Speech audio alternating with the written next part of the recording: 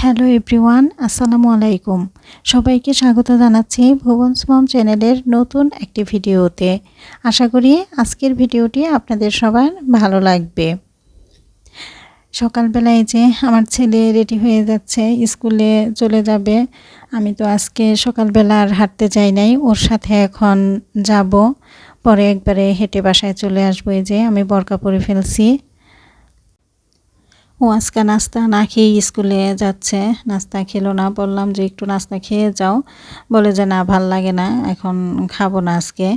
কিন্তু আস্তে আস্তে তো দেখা যাবে যে 12টা 12:30 বেজে যাবে, কারণ স্কুলে টেস্ট পরীক্ষা শেষ, এখন তো ফুল ক্লাস হয় আবার। তো কি আর করা, না খেয়ে চলে গেল।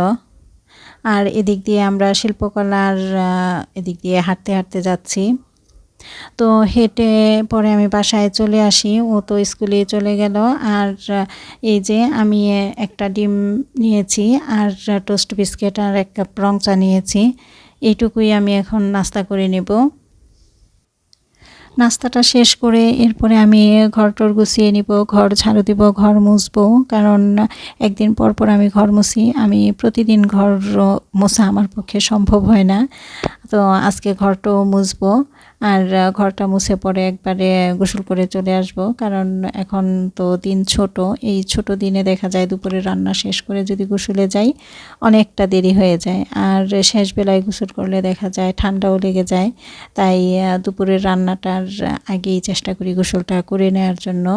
তো যাই হোক, তারপরে তো আমি গোসল করে রান্নায় চলে আসছি দুপুরের। এই যে মাছটা ভেজে নিচ্ছি, পাবদা মাছ রান্না করব, আর মিষ্টি কুমড়া ভাজবো, আর ভাত। এই আজকে দুপুরের মেনু।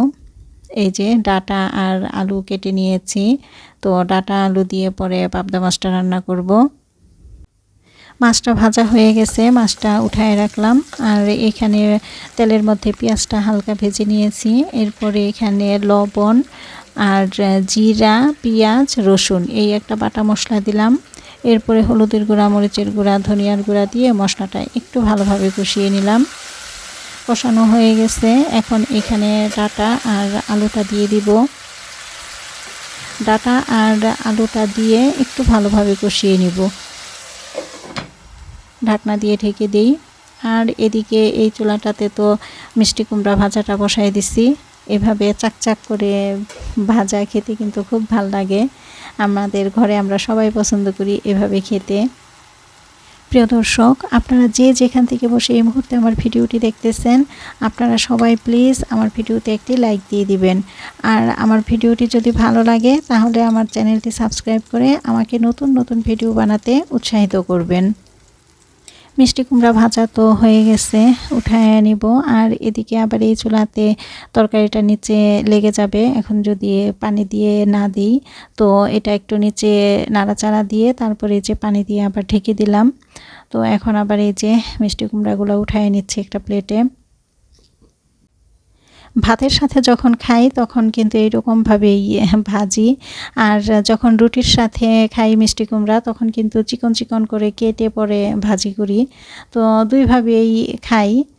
আর এদিকে এই যে তরকারিটা তো হয়ে আসছে, তো এখন মাছগুলি দিয়ে দিব। মাছটা দিয়ে তারপরে কয়েকটা কাঁচামরিচ দিয়ে দিয়েছিলাম।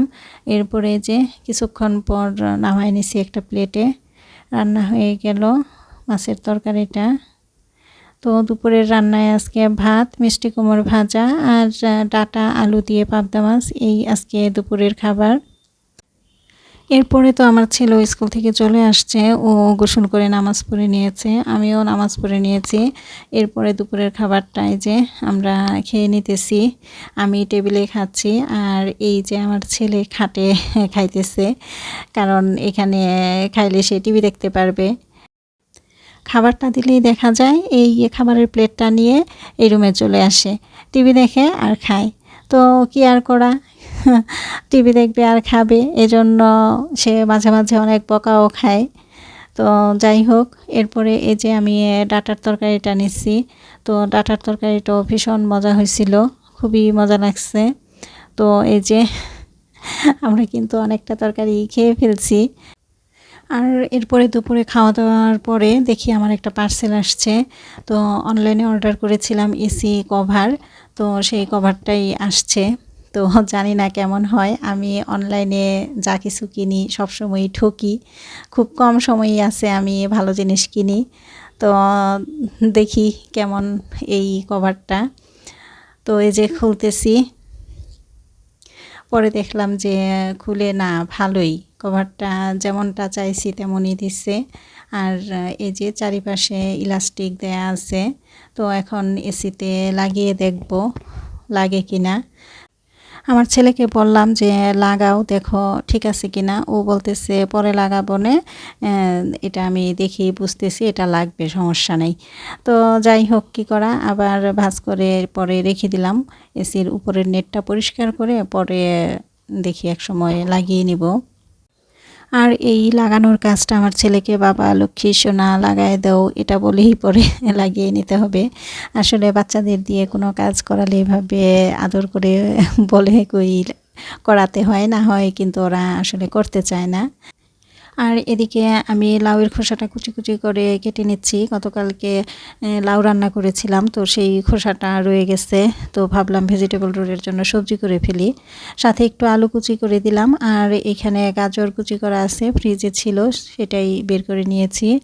তো এখন রোলের জন্য সবজিটা করে নিব। তো এখানে আমি একটু টমেটো সস আর গোলমরিচ দিয়ে পরে সবজিটা রেডি করে নিলাম।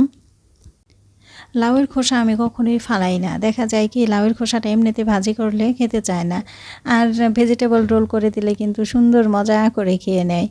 তো এখানে এই যে রোলের শিটগুলিও বানায় নিছি, সবগুলি বানানো হয়ে গেছে। তো এখন একটা একটা করে শিট নিয়ে আমি রোল বানিয়ে নেব। তো এই রোলটা আমি শর্টকাটভাবেই বানাচ্ছি, কোনো আঠা দিচ্ছি না, কিন্তু যেভাবে ভাজটা দিচ্ছি এই ভাজে কিন্তু খুলবে না। যখন ডিমে গড়িয়ে পরে ভাজবো তখন কিন্তু এটা আটকে যাবে, তখন আর খুলবে না। তো এভাবেই আমি সবগুলি রোল বানিয়ে নিচ্ছি। আজকে আর রোল ভাজবো না, সবগুলি রোলই আমি ডিপ ফ্রিজে সংরক্ষণ করেছি, বক্স করে করে পরে রেখে দিছি, যখন প্রয়োজন পরে বের করে ভেজে নিব। আর এখানে ছেলে একটা টক দই নিয়ে আসলো, ও টক দই খাবে। আর এখানে এই যে আমার জন্য 2টা ওটস বার নিয়ে আসছে, বলতেছে তোমার জন্য ওটস বার আর আমার জন্য টক দই। তো পরে আমি বলতেছি না, তুমি তোমার ওটস বার তুমি খাও, আমি ওটস বার খাবো না, আমাকে টক দই দাও, আমি টক দই খাবো। টক দইটা আমরা ঘরে সবাই পছন্দ করি, তো বেশিরভাগ সময়ই দেখা যায় আমি ঘরে টক দই করি, মিষ্টি দইও করি। তো যখন না থাকে দেখা যায় তখন বাইরে থেকে কিনে নিয়ে আসে। তো এই যে ওটস বার খুলে আমার ছেলে আমাকে দিতেছে, বলতেছে নাও তুমি খাও। পরে আমি একটু খাইছি, আমার বেশি একটা ভালো লাগে নাই, কারণ অনেক মিষ্টি, এত মিষ্টি আমার ভালো লাগে না। পরে ওরে দিয়ে দিলাম, বললাম যে না তুমিই খাও, আমি খাবো না।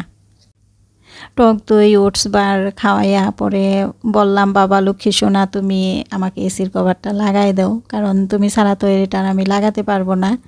পরে ও বলতেছে আচ্ছা ঠিক আছে লাগাই দিব, কিন্তু নেট এখন পরিষ্কার করতে পারবো না। আমি বললাম আচ্ছা ঠিক আছে, নেট পরে পরিষ্কার করো, এখন তুমি কভারটা লাগাই দেখো যে ঠিক আছে কি না।